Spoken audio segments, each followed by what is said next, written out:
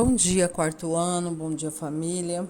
Hoje, dia 30 de setembro de 2021, hoje é uma quinta-feira e hoje nós vamos fazer uma revisão do conteúdo de história, da disciplina de história, para avaliação que acontecerá na terça-feira. Os alunos que estão com aulas presenciais não há necessidade de estar assistindo esta aula, só para os alunos que não estão participando da aula presencial, certo? Então vamos lá. A escravidão na África e o comércio de gente. Vamos fazer a leitura desse texto, fazer a interpretação, que acontece mais logo abaixo. Então vamos lá. A relação de escravidão se estabelece quando uma pessoa se torna propriedade de outra, perdendo o direito à liberdade e sendo obrigada a trabalhar para o seu dono sem receber nenhum pagamento pelo trabalho realizado. Nas sociedades em que ela se estabeleceu, o escravizado podia ser vendido, comprado, doado, alugado ou mesmo maltratado por seu dono, sem que isso constituísse um crime. A escravidão de seres humanos não se iniciou no século XV. Esta prática já existia desde os tempos antigos em sociedades como Roma, China e Grécia, entre outras. Algumas pessoas escravizavam outras por considerá-las diferentes, inimigas ou inferiores. A escravidão na antiguidade poderia acontecer por vários motivos, tais como guerras, prisioneiros, dívidas, crimes, falta de recursos para sobreviver e etc. Na África já havia escravidão antes mesmo da chegada dos europeus. Em geral, ela ocorria pelos motivos citados anteriormente. Cada sociedade tratava seus escravos de maneira diferente e, em muitos casos, eles eram incorporados ao grupo após algum tempo. Os portugueses inauguraram um novo tipo de escravização, que incluía o tráfico internacional, já que os africanos eram levados para outros continentes. Essa prática pode ser chamada de comércio de gente. Durante os mais de 300 anos em que houve escravidão no Brasil, pessoas de diversas regiões da África vieram para o país. Essas pessoas eram utilizadas como mão de obra em diversas atividades econômicas da colônia portuguesa, principalmente na produção do açúcar, na criação de gado e na mineração. Então, esse conteúdo ele está nas páginas 40, 41, 42 e 43 do livro de História. Então, a primeira pergunta fala assim: o que é escravidão? Então, aqui bem no começo, a relação de escravidão se estabelece quando uma pessoa se torna propriedade de outra. Então, escravidão começa por aí, né? Se torna propriedade, perdendo o direito à liberdade, né? Obrigada a trabalhar para o seu dono sem receber nenhum pagamento pelo trabalho realizado. Então, isso é escravidão. É o que vocês vão estar respondendo aqui na questão 1. A escravização de pessoas iniciou-se no século XV. Então, o texto ele mostra, né, que a escravidão ela não se iniciou no século XV, que ela já existia, né? Aqui em cima ele está explicando esta prática, ó. A escravidão de seres humanos não se iniciou no século XV. Esta prática já existia desde os tempos antigos em sociedades como Roma, China e Grécia, entre outras, né? É o que vocês vão estar explicando aqui, que ela não iniciou no século XV e que essa prática já existia, né? Por que os seres humanos escravizam seus semelhantes? Por quê? Então, o texto aqui ele fala que escraviza por quê? Por achar que o outro é diferente, né? É inimigo, é inferior, né? Por isso por isso que as pessoas escravizam outras pessoas, né? O nosso semelhante, os próprios seres, né? Por achar que o outro é diferente, é inferior, né? Inferior quer dizer é pobre, né?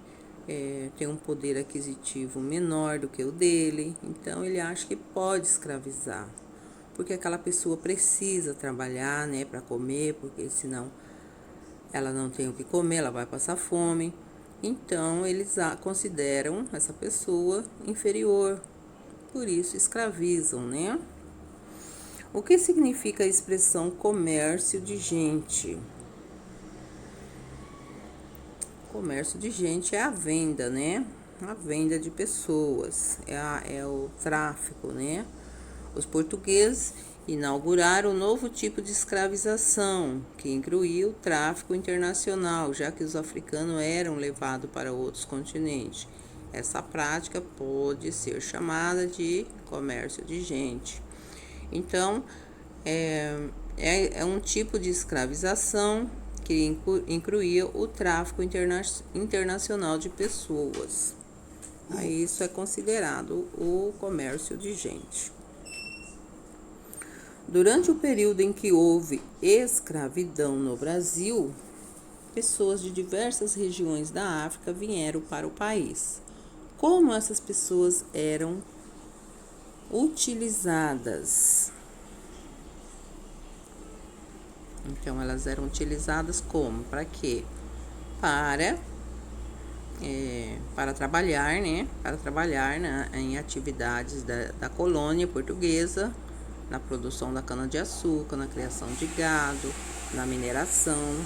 Eles eram utilizados para esse fim. Certo? Continuando. As relações entre senhores e escravos. Então, vamos fazer a leitura desse texto. O trabalho dos escravizados de origem africana era utilizado nos canaviais, nos engenhos, na cozinha das casas dos senhores, nas minas. Havia também os escravos de gado que trabalhavam. Havia também os escravos de ganho que trabalhavam como vendedores ambulantes ou prestadores de serviço. As mulheres escravizadas podiam fazer os mesmos serviços que os homens, ou trabalhavam como babá e amas de leite, amamentando e cuidando dos filhos de seus senhores. Então, tinha senhoras que trabalhavam nas casas, né? As mulheres escravizadas, elas trabalhavam nas casas, fazendo os serviços, né, domésticos, e, além disso, ainda davam de mamar para os filhos dos donos, né, dos seus donos, os filhos dos seus patrões. Além disso, os cativos poderiam ser alugados para trabalhar para outro senhor. Então, eles alugavam aquele escravo, né, aquela pessoa, para ir trabalhar para o outro senhor lá por um certo período de tempo, depois devolviam. Os escravizados também estavam sujeitos a castigos físicos. Os senhores consideravam os castigos necessários para manter a disciplina e a ordem. Esse tipo de punição era tido como justa e, de acordo com a mentalidade da época, ajudava a evitar fugas e rebeliões, além de ser usado como demonstração de poder do senhor sobre os seus cativos. Então, qualquer coisa que fizesse que o dono do engenho lá, o seu senhor, não gostasse, eles eram cruelmente castigados, né? Eles eram punidos, eles eram chicoteados, além de já viver uma vida bem miserável, né? Bem precária, morando em senzala, sem nenhum conforto, eles ainda eram chicoteados, né? Se eles vissem, os donos deles vissem alguma rebeldia, alguma coisa que eles não gostassem, eles eram chicoteados, né? Ficavam de castigo, era muita crueldade. A chicotada ou chibatada, o uso de corrente, de máscara, de colar de ferro, a palmatória e as queimaduras com ferro em brasa, com água ou com óleo quente, estavam entre os castigos mais usados. Então, aqui para vocês terem uma noção como era, né? Como eles eram castigados, né? Além de levar chicotada, né? Chibatada, eles usavam a corrente, eles usavam, com medo de que eles fugissem, os donos deles prendiam com corrente, com um peso bem grande que não dava para eles correr, usavam a máscara e colar de ferro, né? Palmatória, queimadura com ferro em brasa, ou com água ou com óleo quente. Eram os castigos. O próprio governo português insistia na moderação dos castigos para não haver excessos. Então, o governo português tinha ali, né, controlava ali tinha que ter uma moderação, para não haver, né, excessos de castigo.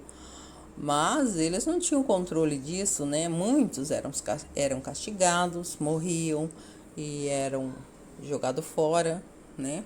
E enterrado, feito qualquer coisa, e sendo que o governo, né, nem ficava sabendo desse excesso de castigos. Afinal, os escravos eram propriedades e, se eles se machucassem ou morressem em decorrência dos castigos, seus senhores teriam prejuízos financeiros. Porque os senhores, eles compravam, né, os escravos. Então, não podiam perder aqueles escravos. Eles tinham que manter eles vivos para eles poderem trabalhar, né? Os escravizados sempre lutaram para mudar a situação a que foram forçados a aceitar.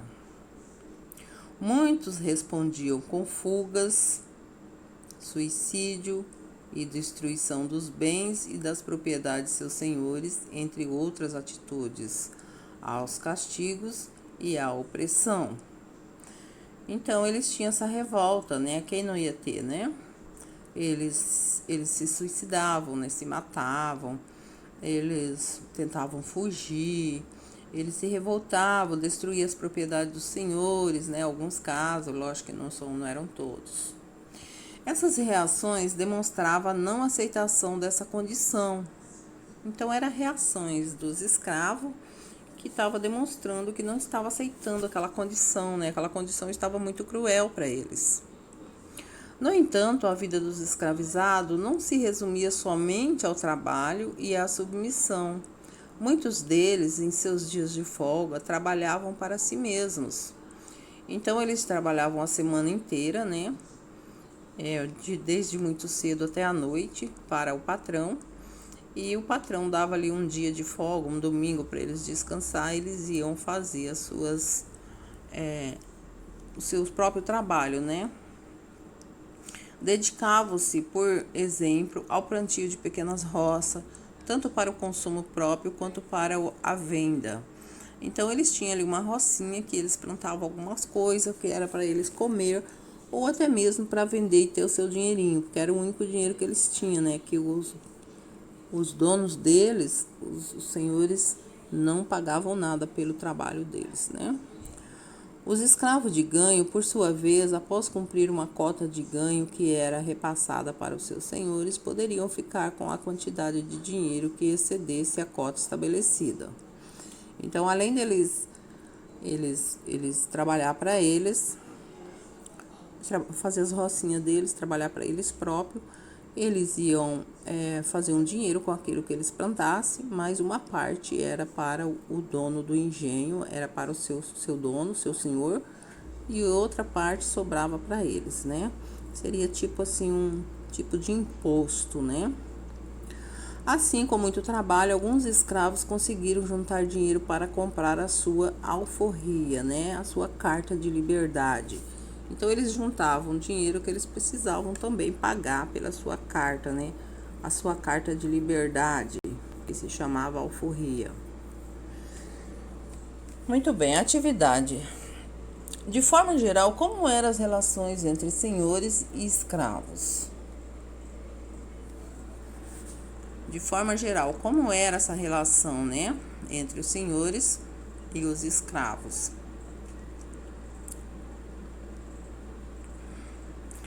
Era uma relação de dono, né? Os senhores compravam seus escravos, então eles eram submissos aos senhores dos engenhos, né? E eles eram propriedade do senhor de engenho e trabalhavam, né, para eles totalmente de graça. O que são castigo? Se necessário, procure a definição no dicionário. Então, o que são castigo, né? Pesquise, vai no Google e pesquise o que é castigo, né? É uma forma de punição, né? Pesquisa aí e coloque aí na 2, tá? Aqui na 2, que é castigo. Qual era a função dos castigos aplicados aos escravos segundo a mentalidade da época? A função desse castigo, né, era para evitar que eles fugissem, né? Era para evitar que eles fugissem, que eles não para evitar que eles não fizessem rebeliões e para demonstrar poder, né? Para demonstrar poder sobre os escravos. O que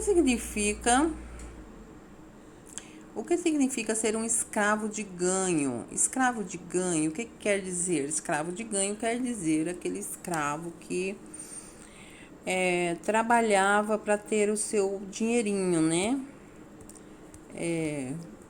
Ele trabalhava, tinha o seu dinheiro. Os escravos de ganho, por sua vez, após cumprir uma cota de ganho que era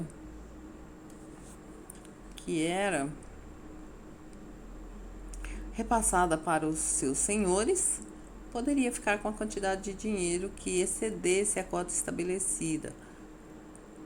Então, o escravo de ganho era aquele que tinha condições de ter o seu trabalhinho para ganhar o seu dinheirinho.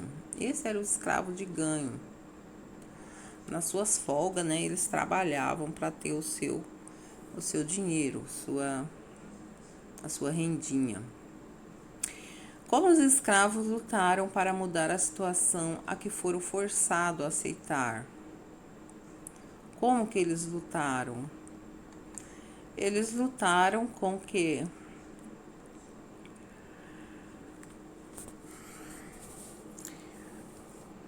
Eles lutaram trabalhando e tendo seu dinheiro e comprando a sua carta de alforria, né?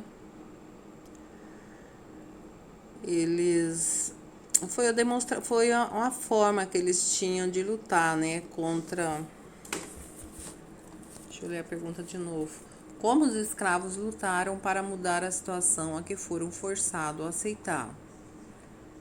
Então, com muito trabalho, alguns escravos conseguiram juntar dinheiro para comprar a sua liberdade, né, a sua carta de alforria.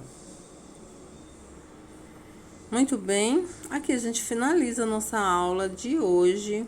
Vocês tiverem dúvida, mande no privado, tá? Estarei respondendo, estarei ajudando no período da tarde. De manhã estarei na escola com a outra turma, tá bom? Deixo aqui um abraço. Fiquem todos com Deus. Um beijo em cada coração. Até amanhã.